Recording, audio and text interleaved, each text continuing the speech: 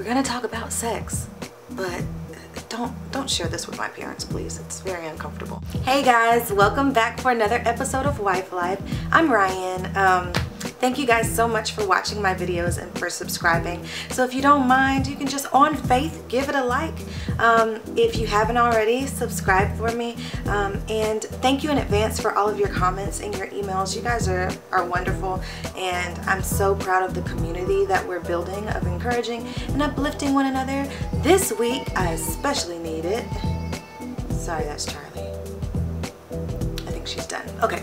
This week, I'm going to talk to you guys about sex when you don't feel sexy. I've dealt with it, I deal with it, and so we can talk through it together, and then I can give you guys a couple of things that I've done and things that I keep in mind to help me get out of slumps. So, let's get started. I really wish that someone had told me before I got married that there would come a day when I didn't want to have sex. Before I got married, that never crossed my mind. I was just all about like, yeah, let me get down that aisle, and then it's go time, and then the party don't stop until we die.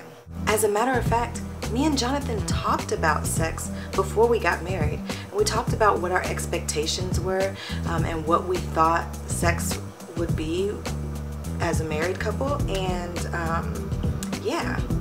So he gave me that whole speech with the lines about men and how men have needs and their sex drives are high and blah blah blah, and I was like, you don't know me, like my sex drive is pretty high, like I'm ready to go, you don't even have to worry about that. Boy, was I naive. If I were really trying to pinpoint it, I think that before we got married, when we were still dating but probably in like that engaged stage, was the most attractive that I've ever felt. One, because I mean I had constant affirmation by just looking at my finger and being like, look, I pulled somebody and they want me this much. Also because during that time was the most difficult time to refrain and sustain yourself without having sex. And that constant trying to beat him off with a stick was like, you know, it was a confidence booster. So yeah, like you couldn't tell me nothing. Like not only did I pull one of God's kids, but like I was also having to like help him to stay on the right frame of mind, you know? So on that kind of a high, it's almost impossible to fathom a time of not feeling that way. But when you finally get the green light from God and it becomes more of an expectation, like we're gonna have sex, like that's what we do, there was less work being done on the opposite side. So the stuff that I kind of needed as a boost, as a confidence boost, and just like I don't know, just like a stirring up, was not there anymore. It was like dwindling down. He was doing less and less work, which gave me less and less of a response. I don't know why I did this. Less and less of a response. And it just made it more difficult for me to feel attractive anymore. Not to mention, once I was married and I was happy, I was eating more and working out less, and my body changed, and that didn't feel great either. But there was still this expectation that we're married, you're my wife. When I want to have sex, we're gonna have sex, because remember, men have needs and this is one of them, and I need for you to meet my needs. So there was a constant pressure that I was putting on myself to make sure that I was meeting my husband's needs, and I saw it more as a wifely duty as time went on, and something that I was doing for him than something that was also for me. That thought, that frame of mind sucked. On top of my change of mindset, I took less and less time for myself. I mean, wife life was literally consuming me. I woke up, I tried to take 15 or 20 minutes to get ready. Before I would take 45 minutes or an hour, but now it was like cutting it down so that I could make him lunch, make sure he had something to eat for breakfast, get dinner prepped. whatever the case may be. I was doing all of that instead of taking care of me. We know that everything affects everything else, so all of those changes changed, you know, my drive, I guess. Yeah. So I had to find ways to build myself back up and tools to get myself out of those funks when I feel, yeah, like a piece of meat. So the first thing was to recognize that there's absolutely things that I could do to change it.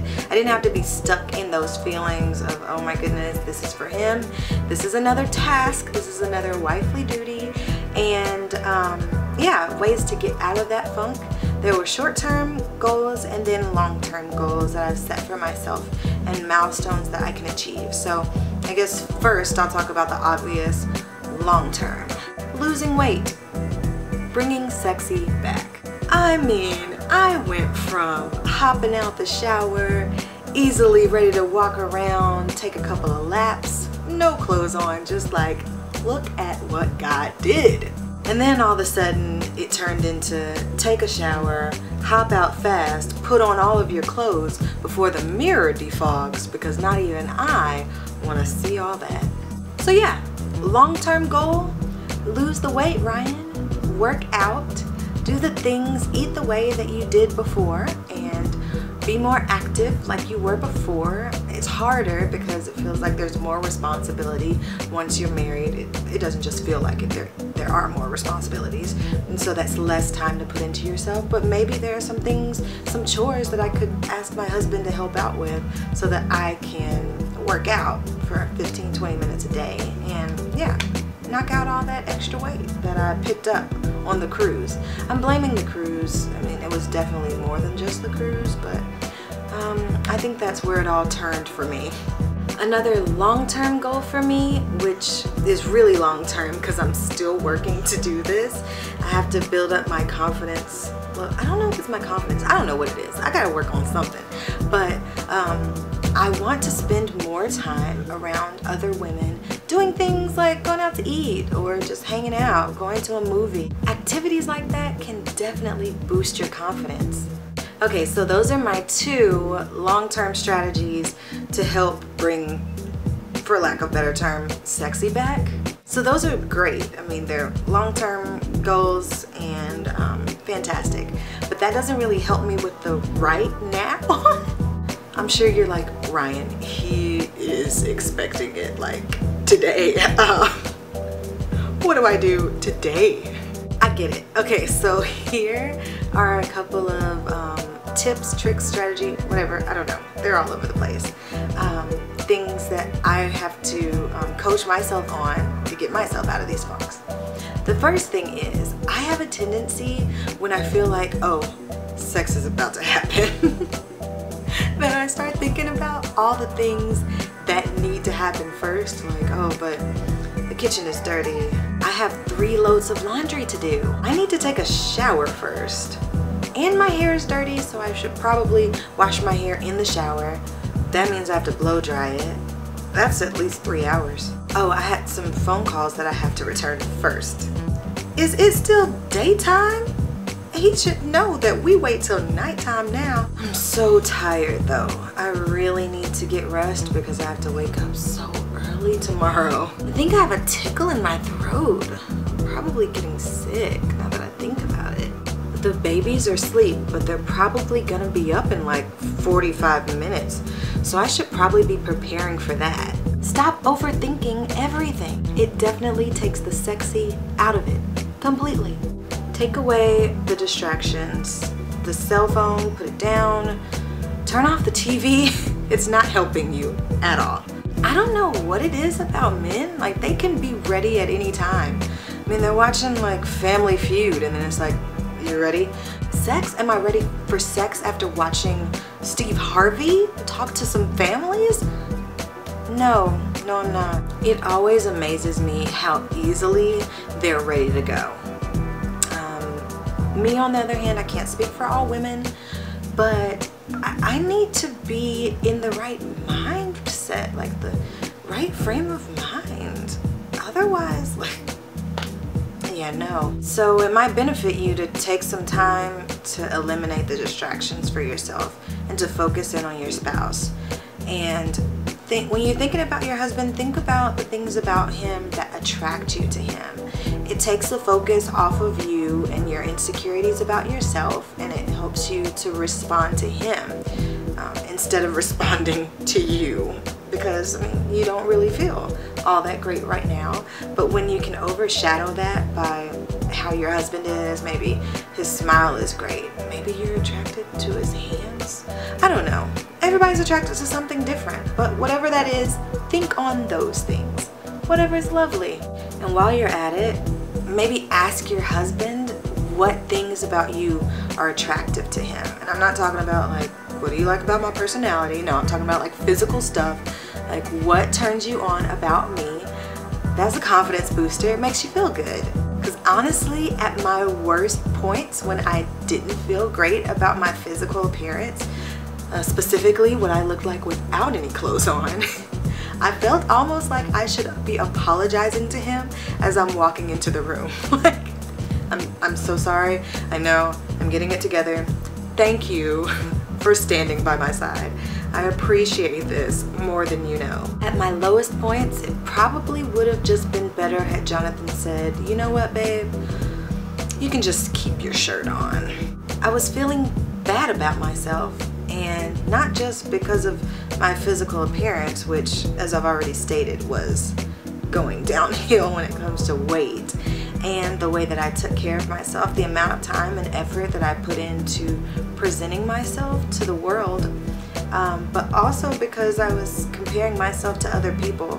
When you're not feeling your best and then you're looking at everyone else who seems like they are doing and looking better than they've ever looked, especially those single women, it makes it harder for you to feel great about you.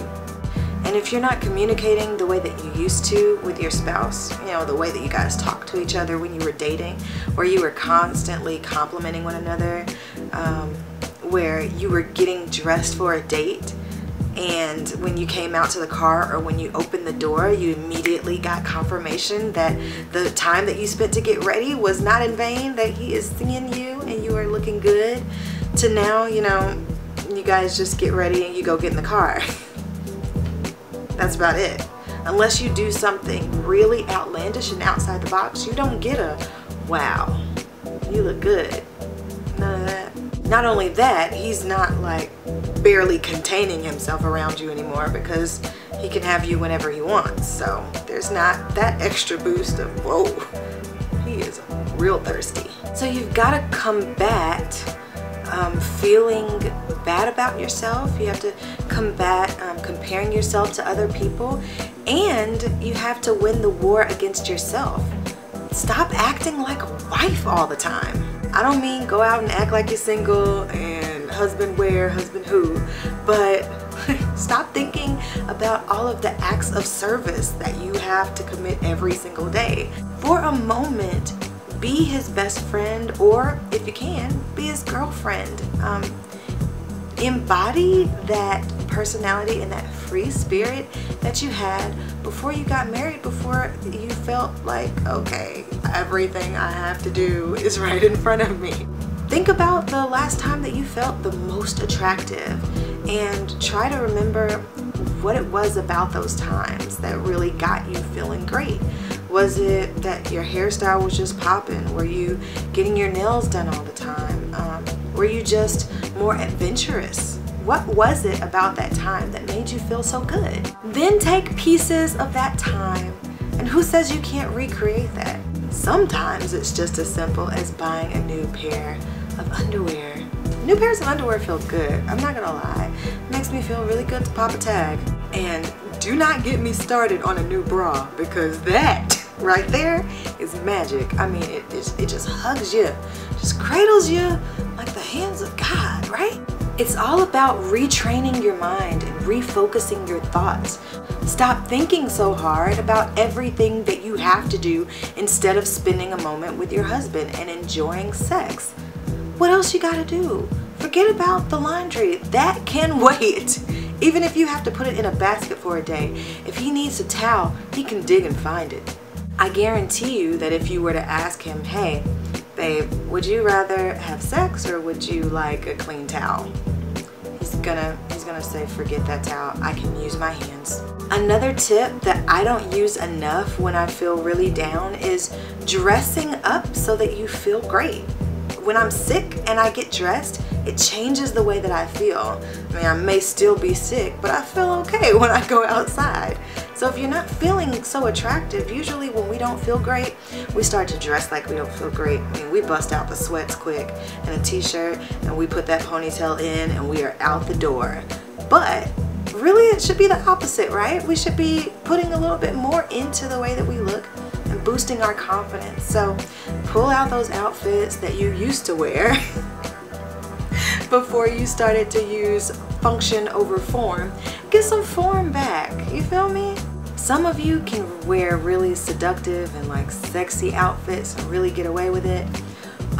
Me on the other hand, I kind of ruin those. As I've said before in like one of my first videos, I'm not the sexy girl. So I stay in my lane, but I do know how to kind of make myself a little bit more presentable. That I can do.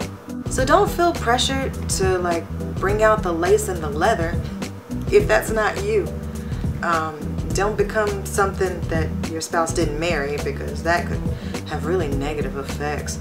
But I would say amplify the light inside of you. The last suggestion that I have, and this is something that I'm really trying to put into practice more, is initiate intimacy yourself instead of waiting for your spouse. I noticed that as my attitude about myself changed, the way that I interacted with my husband changed, where I needed constant affirmation that I was still attractive. So I wouldn't initiate, I would wait for him to initiate.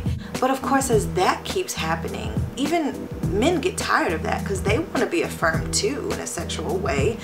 They want to be affirmed that they are attractive to their spouse. So he was slowing down too because he thought, well, I guess my wife isn't interested.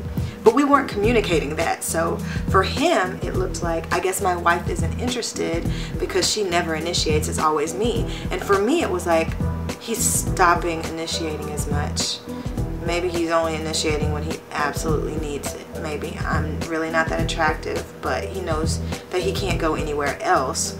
So I guess it's just me. Thankfully, we've had some conversations and he's asked me things like, but why don't you ever initiate? I get tired of being the one to do it all the time. You need to initiate sometimes. And when he said that, I knew he was absolutely right, because I couldn't even think back to the last time that I had initiated any type of intimacy, and you know, I felt convicted. It was really a lack of self-esteem. Yeah, I just didn't feel bold enough, especially during the day, right, to initiate something. And the times that I did think like, okay, I'm gonna do something, I started thinking about all the stuff that I had to do first. I would think about stuff like, okay, so I gotta make the bed, right? I gotta change the sheets. I'm gonna take a shower, and I'm gonna shave, and then maybe we'll start off watching a movie. Yeah, let's start. It was just too much. It's so much, and it shouldn't be like that. I was thinking about stuff like, okay, what am I gonna wear though? Too extra. It wasn't even that important. So if you're like me and you're just like nervous about initiating, here's the benefit of initiating intimacy. It's all on your terms. So if you have any types of insecurities about, well, anything, I mean, like I said, it's all on your terms. How it ends, how it goes, is all on you. It's your court, you feel me? I don't think I really need to go too in depth with that one, just in case my family has moseyed onto this video. But initiating intimacy with your husband is twofold in its benefits. There's the two. One is that it's on your terms and you're calling all the shots, which is awesome. But two, it's a confidence booster, because when you see that your actions cause a response instead of some arbitrary thing like, oh, he was just ready. You know, when you see your spouse responding to you, it makes you feel good again. It reaffirms, yeah, it reaffirms the feelings that you had when you felt great. And then there's a third benefit. The third is that your husband feels good too, because they have low self-esteem sometimes too, and they wonder whether or not you think they're attractive.